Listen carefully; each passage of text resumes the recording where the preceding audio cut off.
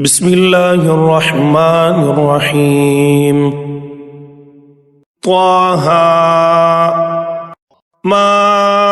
أنزلنا عليك القرآن لتشقى إلا تذكرة لمن يخشى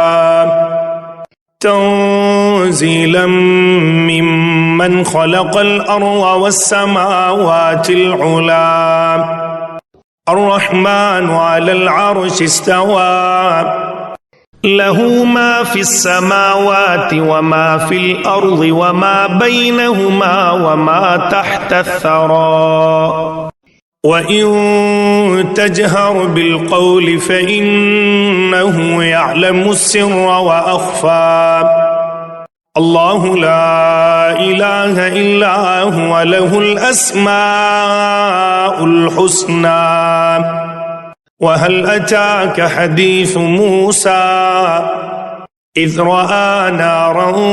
فقال لأهلهم كثوا إني آنست نارا لعلي آتيكم منها بقبس أو أجد على النار هدى فلما أتاها نودي يا موسى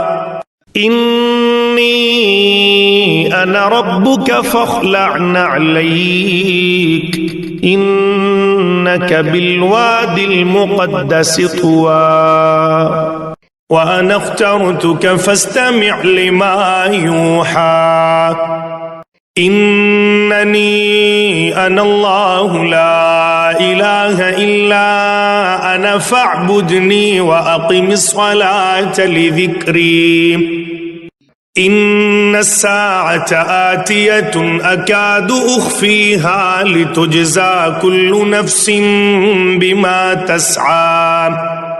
فلا يصدنك عنها من لا يؤمن بها واتبع هواه فتردى وما تلك بيمينك يا موسى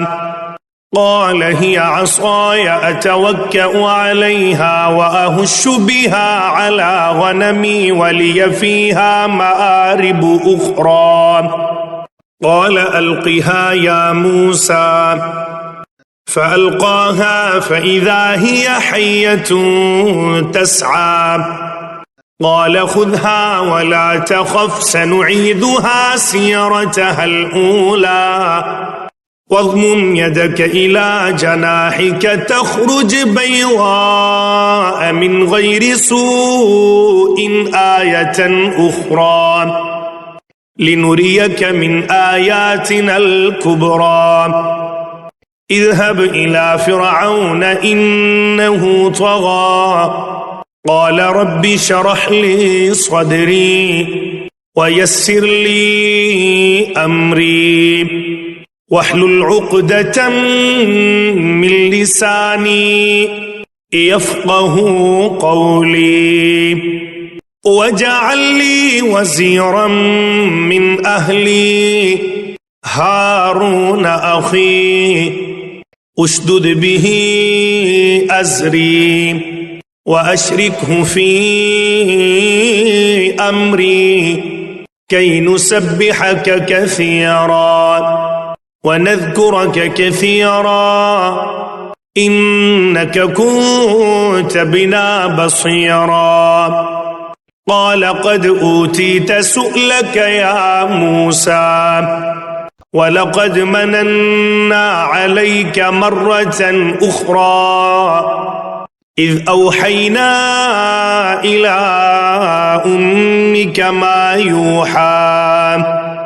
أن اقذفيه في التابوت فاقذفيه في اليم فليلقه اليم بالساحل يأخذه عدو لي وعدو له وألقيت عليك محبة مني ولتصنع على عيني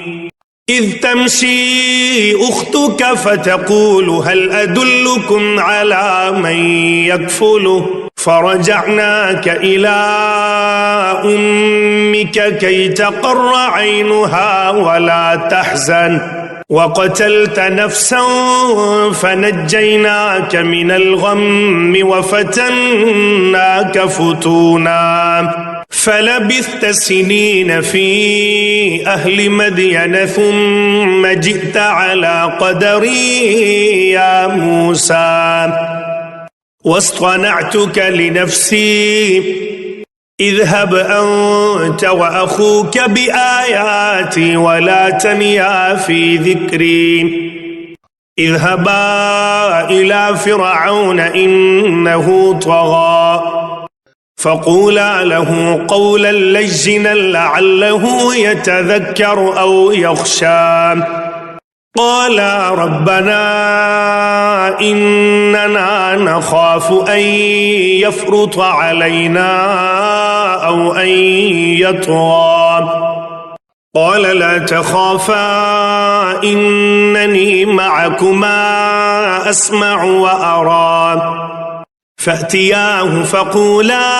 إنا رسولا ربك فأرسل معنا بني إسرائيل ولا تعذبهم قد جئناك بآية من ربك والسلام على من اتبع الهدى إنا قد أوحي إلينا أن العذاب على من كذب وتولى قال فمن ربكما يا موسى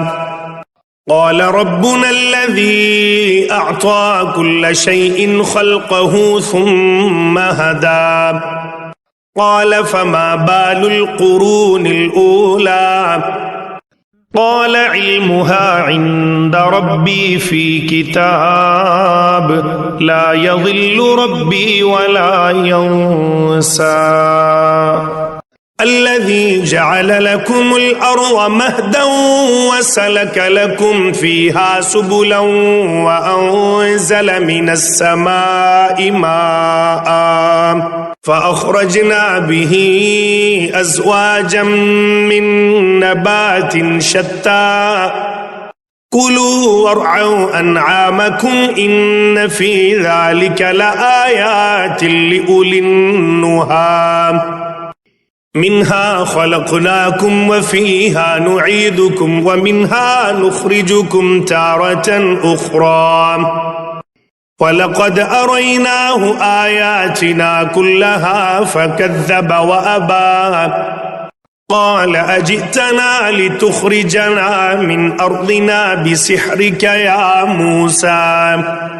فلنأتينك بسحر مثله فاجعل بيننا وبينك موعدا لا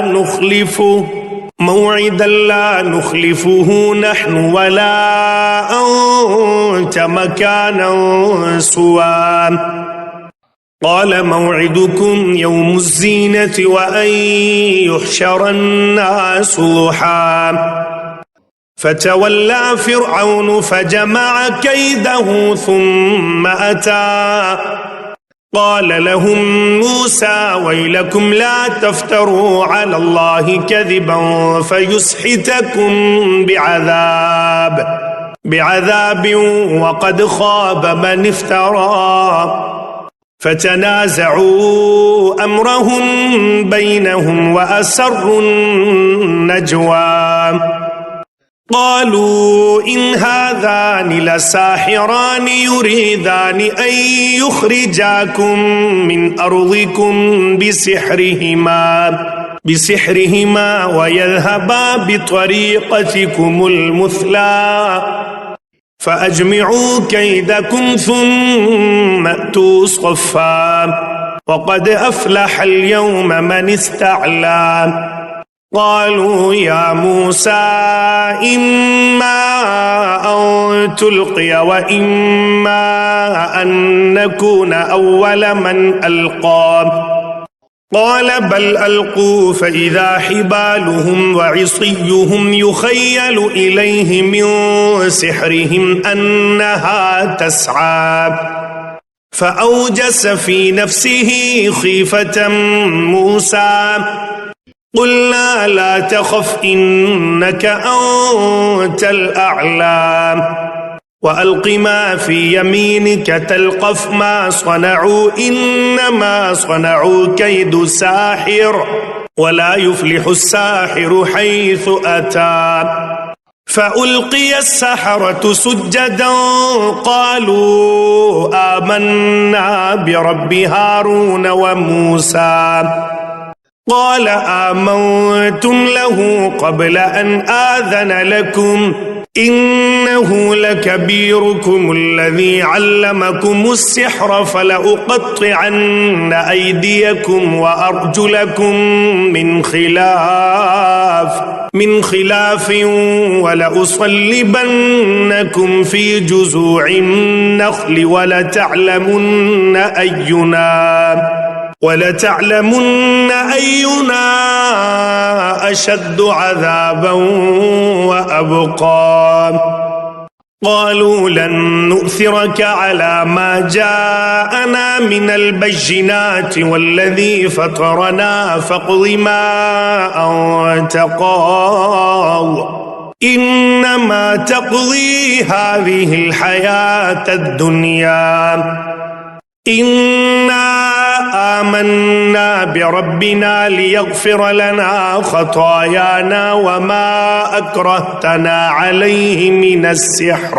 من السحر والله خير وأبقى إنه من يأت ربه مجرما فإن له جهنم لا يموت فيها ولا يحيا ومن يأته مؤمنا قد عمل الصالحات فأولئك لهم الدرجات العلى جنات عدن تجري من تحتها الأنهار خالدين فيها وذلك جزاء من تزكى ولقد أوحينا إلى موسى أن أسر بعبادي فاضرب لهم طريقا في البحر يبسا لا تخاف دركا ولا تخشى فأتبعهم فرعون بجنوده فغشيهم من اليم ما غشيهم وأضل فرعون قومه وما هدى يا بني إسرائيل قد أنجيناكم من عدوكم وواعدناكم جانب الطور الأيمن ونزلنا عليكم المن والسلوى كلوا من طيبات ما رزقناكم ولا تطغوا فيه فيحل عليكم غضبي ومن يحلل عليه غضبي فقد هوى وإني لغفار لمن تاب وآمن وعمل صالحا ثم اهتدى وما أعجلك عن قومك يا موسى قال هم أولئك على أثري وعجلت إليك رب لترضى قال فإنا قد فتنا قومك من بعدك وأضلهم السامري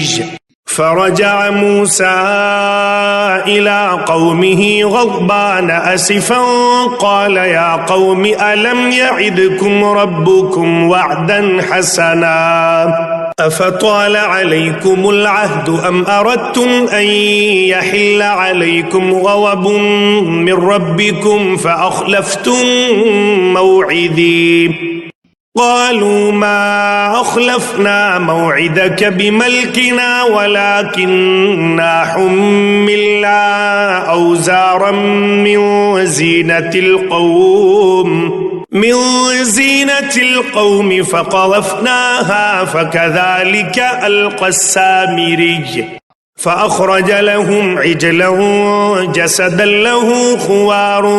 فقالوا هذا إلهكم وإله موسى فنسي أفلا يرون ألا يرجع إليهم قولا ولا يملك لهم ضرا ولا نفعا ولقد قال لهم هارون من قبل يا قوم إنما فتنتم به وإن ربكم الرحمن فاتبعوني وأطيعوا أمري قالوا لن نبرح عليه عاكفين حتى يرجع إلينا موسى قال يا هارون ما منعك إذ رأيتهم ضلوا ألا تتبعن أفعصيت أمري قال يا ابن أم لا تأخذ بلحيتي ولا برأسي إني خشيت أن تقول فرقت بين بني إسرائيل ولم ترقب قولي قال فما خطبك يا سامري قال بصرت بما لم يبصروا به فقبضت قبضة من أثر الرسول فنبذتها وكذلك سولت لي نفسي قال فاذهب فإن لك في الحياة أن تقول لا مساس وإن لك موعدا لن تخلفه وانظر إلى إلهك الذي ظلت عليه عاكفا لنحرقنه ثم لننسفنه في اليم نسفا إنما إلهكم الله الذي لا إله إلا هو وسع كل شيء علما كذلك نقص عليك من أنباء ما قد سبق وقد آتيناك من لدنا ذكرا من أعرض عنه فإنه يحمل يوم القيامة وزرا خالدين فيه وساء لهم يوم القيامة حملا يوم ينفخ في الصور ونحشر المجرمين يومئذ زرقا يتخافتون بينهم إن لبثتم إلا عشرا نحن أعلم بما يقولون إذ يقول أمثلهم طريقة إن لبثتم إلا يوما ويسألونك عن الجبال فقل ينسفها ربي نسفا فيذرها قاعا صفصفا لا ترى فيها عوجا ولا أمتا يومئذ يتبعون الداعي لا عوج له وخشعت الأصوات للرحمن فلا تسمع إلا همسا يومئذ لا تنفع الشفاعة إلا من أذن له الرحمن ورضي له قولا يعلم ما بين أيديهم وما خلفهم ولا يحيطون به علما وعنت الوجوه للحي القيوم وقد خاب من حمل ظلما ومن يعمل من الصالحات وهو مؤمن فلا يخاف ظلما ولا هضما وكذلك أنزلناه قرآنا عربيا وصرفنا فيه من الوعيد لعلهم يتقون أو يحدث لهم ذكرا فتعالى الله الملك الحق ولا تعجل بالقرآن من قبل أن يقضى إليك وحيه وقل رب زدني علما ولقد عهدنا إلى آدم من قبل فنسي ولم نجد له عزما وإذ قلنا للملائكة اسجدوا لآدم فسجدوا إلا إبليس أبى فقلنا يا آدم إن هذا عدو لك ولزوجك فلا يخرجنكما من الجنة فتشقى إن لك ألا تجوع فيها ولا تعرى وأنك لا تظمأ فيها ولا تضحى فوسوس إليه الشيطان قال يا آدم هل أدلك على شجرة الخلد وملك لا يبلى فأكلا منها فبدت لهما سوآتهما وطفقا يخصفان عليهما من ورق الجنة وعصى آدم ربه فغوى ثم اجتباه ربه فتاب عليه وهدى قال اهبطا منها جميعا بعضكم لبعض عدو فإما يأتينكم مني هدى